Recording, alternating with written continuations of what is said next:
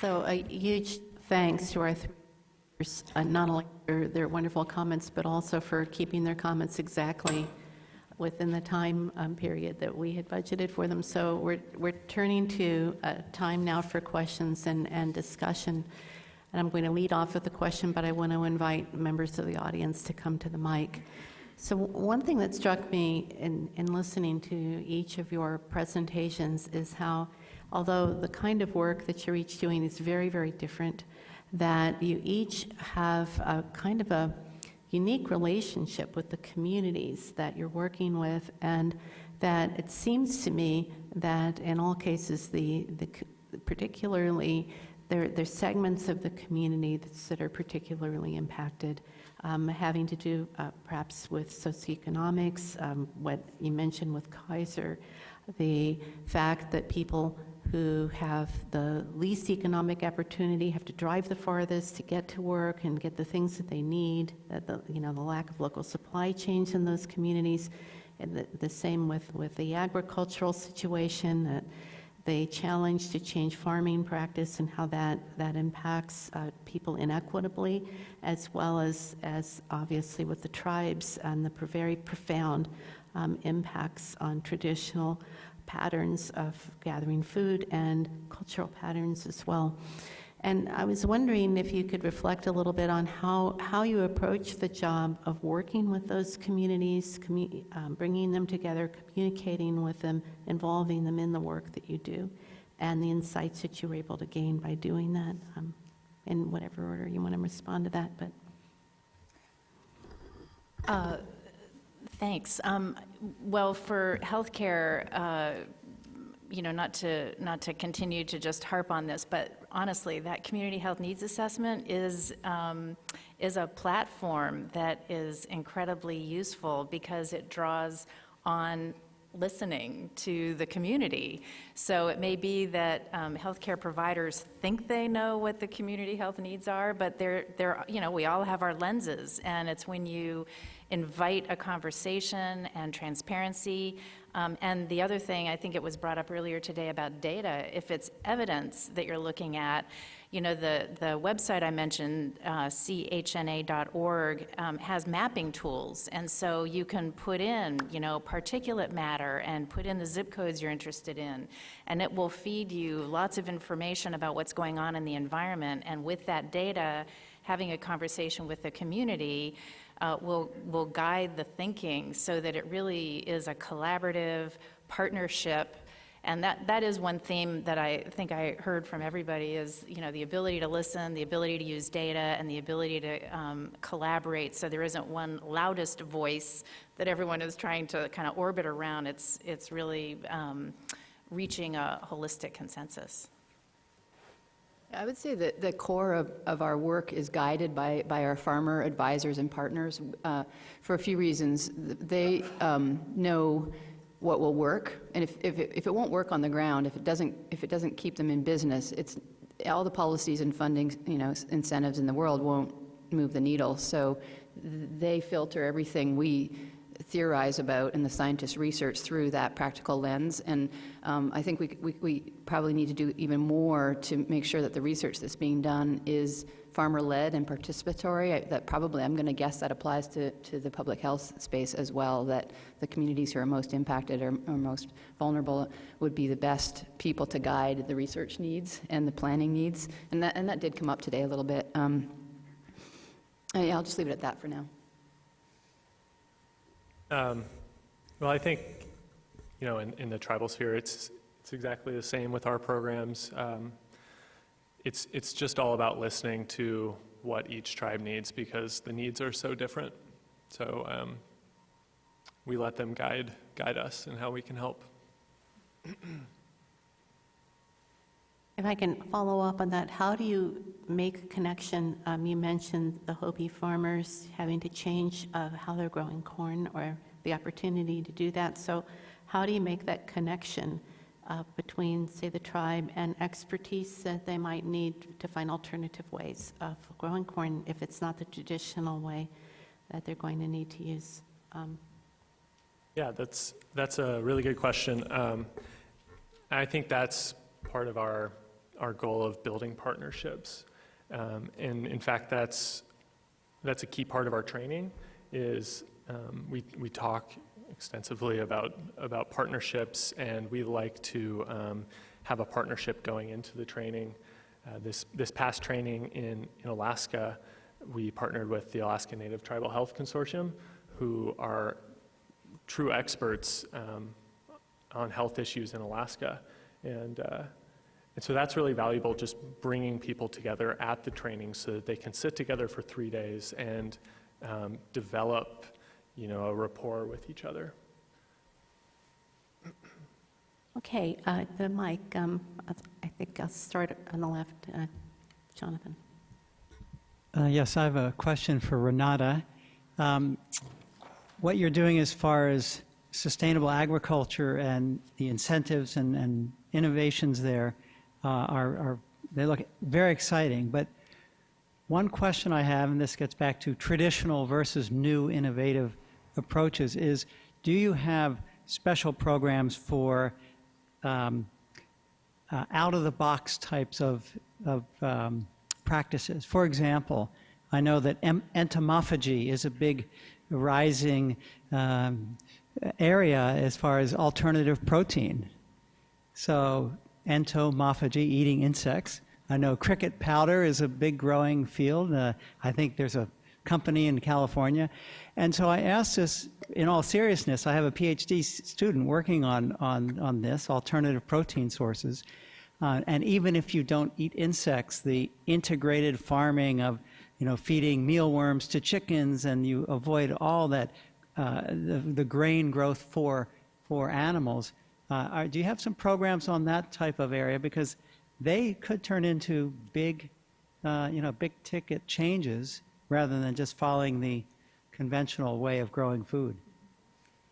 Well, these are state-run programs, and the requirement that every dollar spent be allocated to actually demonstrably reducing greenhouse gas emissions is a constraint of innovation, even things that are less innovative than what you just described. Entomophagy, that's a new word to me. So there's a real challenge in as these programs are being designed and rolled out, and there's a lot of tension between those innovators and those early adopters, not them as individuals, but those kinds of ideas, and then what the state is willing and able to fund. It's been very conservative to date, in part because it's concerned about this nexus between greenhouse gas emission reductions and the money spent, and the vulnerability of the lawsuit that's related to the lawsuit. So they're trying to build these programs. They're trying to roll them out before as they're figuring it out. The quantification methods they're relying on models for projecting what the emissions reductions are going to be. Those models are based on the science that we have, which is inherently limited in this space. So it's an emergent field. There's nothing that I know of that would, unless it can be shown that there are greenhouse gas reductions that would fund that kind of an approach. Huge greenhouse gas reductions as far as protein efficiency and everything. So it would absolutely fit into greenhouse. Protein gram or something like that. Yeah, per protein. I knew it. Very big. So a project to be funded for that would have to transition from probably an animal feed source, to that. There's no program I know of that's funding the sort of consumer product end, if you will. It's all on farm. The 4 ones I described. I think it's hard to herd those crickets, but anyway, Mark. George Isham, Senior Fellow at the Health Partners Institute in Minneapolis and co-chair of the roundtable. So I'm scratching my head. I've got a conundrum here, Kathy, from your presentation. I certainly very much admire what Kaiser has done. I mean, and this is a great example, as an inspiration to the rest of us. So let me say that at the outset. But when you opened your presentation, you talked about how many senators and governors and so forth on the West Coast were of one party as opposed to the other. And then when you did the community needs assessment, you featured Kern County, which I understand went 55% the other way in the election. And then if you look at, and I've done this analysis for another purpose, if you look at the patterns in California, I think Kern County is closest to the lowest congressional district in the country with respect to education, income, and longevity. And also in California, you have the highest in Silicon Valley. And that sort of disparity or that sort of inequity across the counties. I wonder what larger implications that has for an organization like yours, a very capable organization, in terms of what you take from a community needs assessment and how you think about what you can contribute to the social structure in California. So it's more of a head scratching, I've got a conundrum here kind of question. I don't know if you really have an answer for it. Well, I share the conundrum because if you actually look at a map of districts in California, it is almost all blue on the coast and red on the other half. I mean, it is almost straight down the middle. And I think when I shared the political stats, it was more a cautionary tale because people sometimes can poke a little fun at Californians like you're in a bubble. Well, no, that bubble is pretty specific to parts of California. But as you point out, Kern County is not the Bay Area. And so I think what I would say is that it is a philosophy of inclusion. And so as we come up with policies and plans and strategies, it is very much focused in the community. We have operations in Kern County, and the way that our operations work and service the community and focus on the community health needs, the process has been the same. You base it on data, you base it on what the community members want, and you create programs that are targeted to them. So that process is the same. What we pull up overall and say as an organization, what are some of our key priorities, they do have to fit with all of the communities that we serve. We can't do something that is, so focused on a particular region or area that ignores another one, because that's not addressing equity and inclusion in the way that is kind of steeped in our values. So things like renewable energy, where we can pull that off. I mean, the solar plant that we have is in Riverside County in Southern California, and those electrons aren't going to our facilities. Those electrons are going to the grid, and we're drawing from it just like everybody else, but it's additive.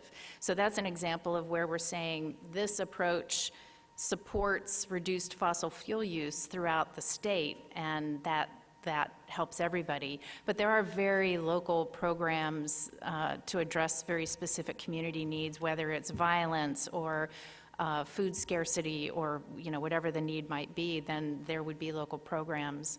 But it's a great point that you raised, because it's to us, it's important to be consciously inclusive.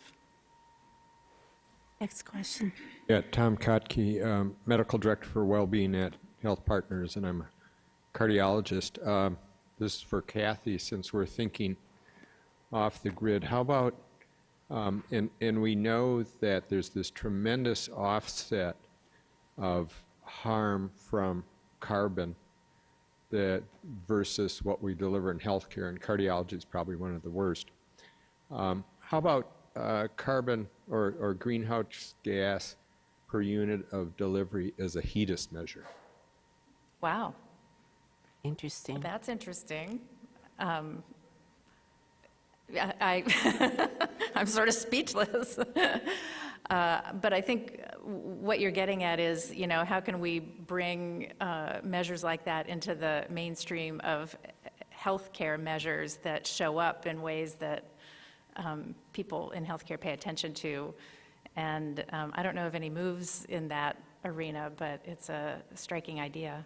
Nothing would stop you from doing it voluntarily. I mean, a number of organizations could get together and work through how to do that, and rather than waiting for somebody to do it as a regulation, which might take a while at this point, but just guessing. Yes, next question. Thank you very much for interesting, excellent presentations. I was curious, Renata, if you could address sort of two facets of the same question about communications about climate change. One is how you've addressed that within the farming and ranching community that you work with, which primarily resides in the red part of California, and how that's evolved over time as the agricultural impacts of climate change have become more and more salient to more people in that community. And the second is how you've addressed it in terms of your great legislative and policy successes in getting the legislature, which is predominantly not agricultural, to understand these connections. Those are great observations and questions. There were a couple things advanced our work enormously in the last 3-4 years. One was the drought. That changed the conversation quite a bit. We started talking about drought as much as we talked about climate change, and folks were in the ag industry were, very alarmed and very impacted by that.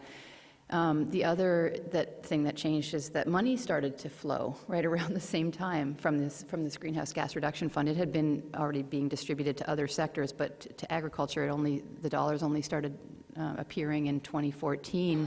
And the first program to go online was that water program I talked about, and it was a governor's emergency drought declaration.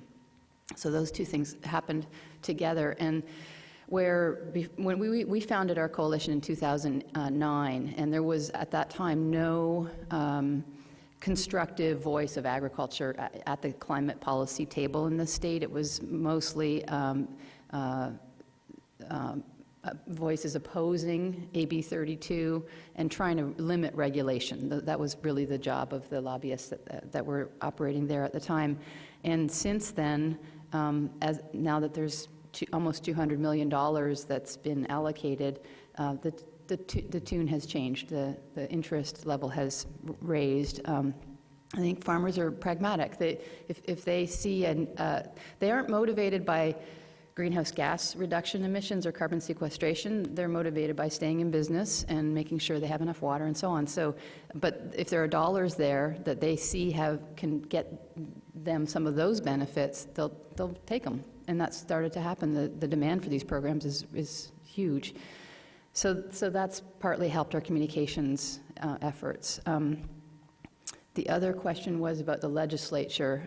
You're right that the vast majority of legislators in California are urban, mostly from LA and San Francisco, and a few in Fresno. The ones in Fresno, though, are the moderate Democrats or Republicans, and so they tend to side with business interests, which to date have mostly opposed efforts to move forward on greenhouse gas reductions. It's not a block. Business is not a block. There's a large number of green businesses that are seeing opportunity here, but there's a lot of literacy building to do amongst those legislators who don't have a particular relationship with agriculture and are not swayed by them. And this is really a frontier for us, and why I want to work more with the public health sector, amongst others, is how to find multiple mutual benefits that have more to do with the health and food access and food security issues, and a little less to do, or not to lead with the ag benefits, which we've currently been quite good at, but we need to really develop some narratives around how this can solve a lot of problems. Next question. Sandy Magnan again. So my question is for Fletcher, and just thinking around what you said around the tribes and how they've been on the land for generations and hundreds of years and years, and they've adapted before. Are there places where those stories are being told, that are being passed down about adaptations that they as a people have done before, and kind of the stages of grief maybe that they've gone through, and how we could learn from what they have learned through the generations? Yeah, that's a good question. Of course, the stories are being passed down through oral history. And how we can learn, that's a little more difficult. Tribes are really protective of that history and those stories, and they're also protective of their traditional knowledge. But I think that I'm gonna move a little bit and say not so much from the stories of how they've adapted in the past, but one thing that science can really learn from is their traditional knowledge. And in fact, a lot of climate science now is, for historical climate data in the Arctic, is relying on traditional knowledge of sea ice as a proxy for sea ice conditions before 1950, when we really don't have any data back then. So yeah, certainly there's ways that science and traditional knowledge can be brought together for mutual benefit, and that's one of them. Mary Pittman, the Public Health Institute, and a member of the Population Health Roundtable. That question reminded me that last year, the Robert Wood Johnson Culture of Health Prize had a tribal winner from Shoalwater Bay Tribe up in Washington State on the southern peninsula. And I was fortunate to be one of their site visitors and was so taken with their stories about how they've been really measuring climate impact on their tribe for so many years, and 10 years ago started planning to move. They're along the water, and they have a tradition of fishing. And their inland fish pond had gotten so warm that their traditional fish could no longer live there. And so they started planning for the rising seawater and a new way to get their traditional fish, and were able to, with great effort, save enough money to get adjacent land, which was much higher, and put an emergency area for their tribe to go to if there was a massive, a rise in the sea level. But also they plan for 7 generations, and they're planning for their tribe to be able to survive out generations in the future by being on higher land. But it's a very extended process, and the storytelling that went on and the way that they've been measuring was really moving. And I think some of those stories from the traditional knowledge can be helpful to communities who think, well, we can't move, and relocation seems like something that is unimaginable. And then when you hear these stories about how this entire tribe plans on moving to higher ground, it's quite a shared experience for that community. And the Robert Wood Johnson website does have other stories from tribes and other communities that are facing similar experiences. Thank you for that last comment. Rather than going for responses, because we're reaching the close of the session, I just want to ask you to join me in thanking our panelists for what they've provided. I have to say that this has, for me, been a very hopeful and very inspiring session. And the two things that strike me as being reasons for hope, and one is that certainly when there are situations where people are actually able to obtain resources, whether it's through grants or other means, the amount that can be accomplished with working with communities, even communities that, like the farmers, have traditionally not been exactly the first in line to address these issues. And the second being that in circumstances where it is okay to actually talk about the reality of climate change and human role in that, what can be done.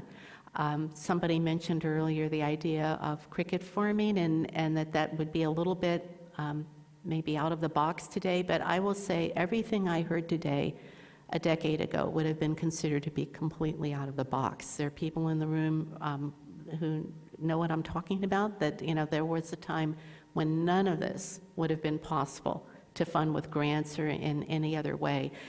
And so I'm very inspired by the work that you're doing with your various communities, the ability to use the community health assessments, work with farmers, work with the tribes.